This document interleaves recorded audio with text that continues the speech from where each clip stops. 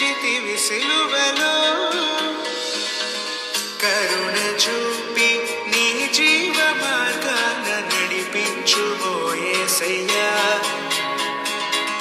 కరుణ చూపి నీ జీవ మార్గాన నడిపించుమో యేసయ్యా. ఏడాది దూడలనా, వేలాది పొటేళ్ళనా, ఏడాది దూడలనా, వేలాది పొటేళ్ళనా, నీవు చేసిన ఉపకారములకు నేనేమి చెల్లింతును. Praise the lord. క్రీస్తునందు ప్రియమైన సహోదరి సహోదరులారా, ఈ 26వ శ్రమదినాన్ని మనం ధ్యానిస్తూ ఉన్నాం. నిన్నటి దినంలో మనం ధ్యానించినప్పుడు పిలాతు ఎదుటకు యేసుక్రీస్తు ప్రభువును మహాసభ వారు పంపించారు. పిలాతు ఏదో ప్రయత్నం చేశాడు, కానీ ఈలోగా అక్కడ వారు ఏమన్నారంటే, ఇతడు గలిలయ ప్రాంతంలో కూడా చాలామందిని ప్రజలని రేపినాడు అని చెప్పి అనగానే పిలాతు గారు ఏం చేశారంటే, గలిలయ ప్రాంతము నా అధికారం కిందకి రాదు, హేరోదు అధికారం కిందకి వస్తుంది అని చెప్పి మీరు హేరోదు దగ్గరికి తీసుకువెళ్ళండి అని పంపించి వేశాడు. లూకా 23వ అధ్యాయము 12వ వచనం ఏమంటుందంటే, అప్పటి వరకు హేరోదు పిలాతు శత్రువులు, ఆ దినమందే వారు మిత్రులైనారు అని చెప్పి రాయబడింది. స్నేహితుడా, ఎవరు ఈ హేరోదు? ఇది చాలా తెలుసుకోవలసిన మాట అయి ఉన్నది, మనకి తెలుసుకోవలసిన సంగతి.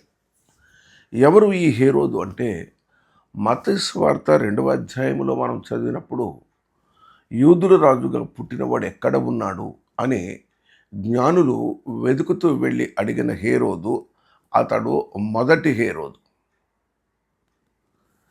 ఇప్పుడు యేసుక్రీస్తు ప్రభువును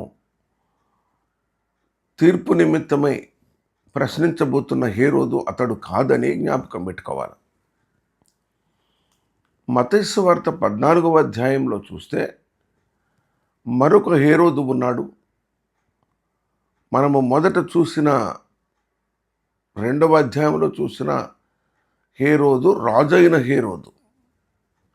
మత్తయి సువార్త 14వ అధ్యాయంలో చూసిన మొదటి వచనంలోనే కనబడతాడు హేరోదు.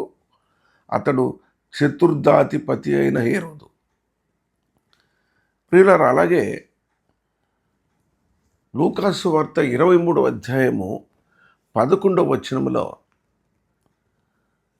యేసుక్రీస్తు ప్రభు పిలాతు చేత పంపబడినప్పుడు ఆ లూకా 23లో ఉన్న 11వ అధ్యాయంలో వచనంలో కనబడుతున్న హేరోదు ఇప్పుడు తీర్పు తీరుస్తున్న హేరోదు, అనగా అతడు 3వ హేరోదు. 4, 5 కూడా హేరోదులు ఉన్నారు. మొత్తం 5గురు హేరోదులు ఉన్నారని జ్ఞాపకం పెట్టుకోవాలి. యేసు ప్రభువుకి వ్యతిరేకంగా అపోస్తలులకు వ్యతిరేకంగా అపోస్తలుల కార్యము 4వ అధ్యాయంలోనూ అపోస్తలుల కార్యములు 12వ అధ్యాయంలోనూ ఇద్దరు హేరోదులు కనబడతారు. 12వ అధ్యాయము అపోస్తలుల కార్యములు 12లో కనబడిన హేరోదు తన జన్మదినాన దేవుని కంటే అధికంగా ఘనపరచబడిన వాడై పురుగురుబడి చనిపోయినట్టుగా దేవుడు అతన్ని మొత్తినట్టుగా రాయబడతా ఉంది. అయితే ఈ 3వ హేరోదు లూకా సువార్త 23వ అధ్యాయంలో యేసుక్రీస్తు ప్రభు తన ఎదుటికి వచ్చినప్పుడు అతను ఏం చేస్తూ వచ్చాడు?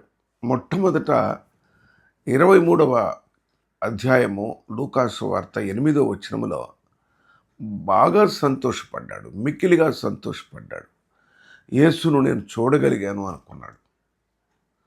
అయితే యేసుక్రీస్తు ప్రభు తన ఎదుటనే ఒక సూచక క్రియ జరిగిస్తే లేదా ఒక అద్భుతం చేస్తే నేను చూడాలి అని ఆశించిన వాడిగా ఉన్నాడు ప్రియులారా.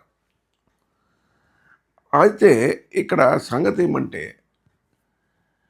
దేవుడు యేసుక్రీస్తు ప్రభువుని హేరోదు ఎదుటికి తీసుకువెళ్ళిన తర్వాత అక్కడ కొంచెం భిన్నంగా కనిపించిన సంగతి ఏమంటే, ఎక్కడైనా యేసుక్రీస్తు ప్రభు మాట్లాడినట్టుగా, లేకుంటే ఏదైనా ఒక చిన్న ప్రశ్న వేసినట్టుగానైనా కనబడింది కానీ, హేరోదు ఎదుట ఆయన సంపూర్ణ మౌనంగా ఉన్నారు. ఎందుకంటే హేరోదు ఏమనుకుంటున్నాడంటే, తన ఎంటర్టైన్మెంట్ కొరకు యేసు ప్రభువును చూడాలనో, లేకుంటే ఏమో అందరూ అంటున్నారు కదా, ఆ విచిత్ర దృశ్యాలు చూడొచ్చు కదా అని ఆశించినాడనో కానీ, హేరోదు ఎదుట యేసుక్రీస్తు ప్రభు పూర్తిగా మౌనంగా ఉన్నట్టుగా రాయబడుతూ వచ్చింది.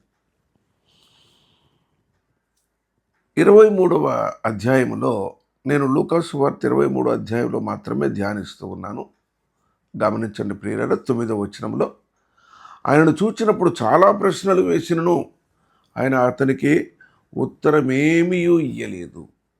అది ఇక్కడ జరిగినది. పూర్తిగా మౌనంగా ఉన్నారు యేసు ప్రభు హేరోదు దగ్గర. ఆయన గమనిస్తూ ఉన్నారు. ఎంతమంది తీర్పు తీరుస్తారు, ఎంతమంది ఆయనలో దోషం కనుగొంటారు. ఎవరికి తరం కాని పని కదా. ఏమి తప్పు చేస్తున్నాడని వారే చెప్తున్నారు. బరబ్బాని చెరసాలలో ఉన్నాడు, అతడు బందిపోటు దొంగ, అధికారులను ఎదిరించిన వాడు. మరి అలాంటిది ఏది యేసు ప్రభు పక్షంగా ఎవరు మాట్లాడడానికి కూడా అవకాశం లేదు. అయితే ఈ హేరోదు దగ్గరకు వచ్చినప్పుడు ప్రధాన యాజకులు శాస్త్రులు నిలవబడి తీక్షణంగా ఆయన మీద నేరం మోపసాగారు. ఏమన్నారంటే, ఆయన తప్పే చేశాడు, ఆయనకి మరణమే తీర్పు అంటూ మాట్లాడుతూ వచ్చారు. ప్రియులరా, హేరోదు ఒక పెద్ద పొరపాటు పని చేసినట్లుగా లూకాసు వార్త 23వ అధ్యాయం 11వ వచనంలో కనబడుతుంది. హేరోదు తన సైనికులతో కలిసి ఆయనను తృణీకరించి, అపహసించి, ఆయనకు ప్రశస్తమైన వస్త్రము తొడిగించి మరలా పిలాతు వద్దకు పంపెను. ఆయన ఏమి అడిగినా జవాబు ఇవ్వటం లేదు. ఏదైనా ఒక అద్భుత కార్యం చేస్తే చూద్దామంటే చేయటం లేదు. పోనీ ఆయన మీద వారు మోపిన నేరములలో ఏదైనా ఒక నేరము వారు మోపినప్పుడు, అనేక నేరములు వారు మోపుతున్నప్పుడు, ఏమయ్యా నువ్వు చేశావా అంటే, నాకు తెలియదు అని కానీ, అవును చేశాను అని కానీ, లేకుంటే వారు చెప్పేది అబద్ధ సాక్ష్యం అని కానీ ఏ మాట లేదు. అప్పుడు హేరోదు తీసుకున్న నిర్ణయం ఏమంటే, ఇతడు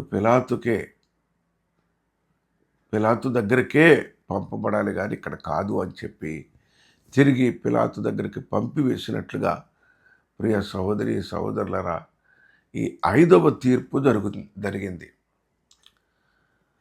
5వ తీర్పు జరిగింది. ఒక కేసు వాయిదా వేస్తే కొన్ని దినములు పట్టుద్ది, కానీ గంటలు కూడా వ్యవధి లేకుండా చేస్తూ వెళ్ళారు. గెత్సెమనెలో అరెస్టు చేసిన దగ్గర నుంచి ఎడతెరిపి లేకుండా వెంటనే తీసుకెళ్ళిపోతూ ఉన్నారు, తిప్పిస్తూనే ఉన్నారు. ప్రభువును దోషిగా నిలబెట్టారు. నిలబెట్టి మరి మొదట మనం ఎరుగుదుము అన్నా కయ్యపాలు అయిపోయారు, మహాసభ అయిపోయింది, పిలాతు అయిపోయాడు, హేరోదు కూడా వదిలేశాడు. ఏ నేరము నా ప్రభు దగ్గర దొరకలేదు. నిర్దోషమైన ఈ ఏడాది గొర్రెపిల్ల పస్కా నియమం, నిర్దోషి అయిన నా ప్రభువును మరలా పిలాతు దగ్గరికి పంపినప్పుడు మరి పిలాతు ఏమి తీర్పు తీర్చాడు? పిలాతు దగ్గరకు వచ్చిన తర్వాత చాలా గొప్ప సంగతులు జరిగాయి. రేపటి మరి 27వ దినములో అటు విషయాలు ధ్యానించుకుందాం. ప్రభు మనతో ఉండునుగాక, ప్రభు ఆత్మ మీతో ఉండునుగాక. ఆమెన్. ప్రార్థన చేసుకుందాం. ప్రియ పరలోకపు తండ్రి, పరిశుద్ధుడా, నిష్కల్మషుడు, నిర్దోషి నా ప్రభు, ఎవరి దగ్గరికి వెళ్ళినా ఏ పాపము కనుగొనలేని పరిస్థితి కనబడతా ఉంది. అటు నా ప్రభువుని నా కొరకు ప్రభా మరి బలి అర్పణంగా అర్పించాలని మీరు నిర్ణయించి లోకానికి పంపించినందుకై నా రక్షణ ఎంత విలువైనది, ఎంత కష్టమైనది ఎరగలుగునట్లుగా ఈ లెంట్ డేస్ మెడిటేషన్లో నాకు నేర్పుతూ వచ్చినందుకై వందనములు, స్తోత్రములు, కృతజ్ఞతలు చెల్లిస్తూ యేసుక్రీస్తు పరిశుద్ధ నామంలో నా హృదయపూర్వకమైన ఆరాధన నీ పాదాల దగ్గర సమర్పించుకుంటున్న తండ్రి. ఆమెన్. Praise the lord.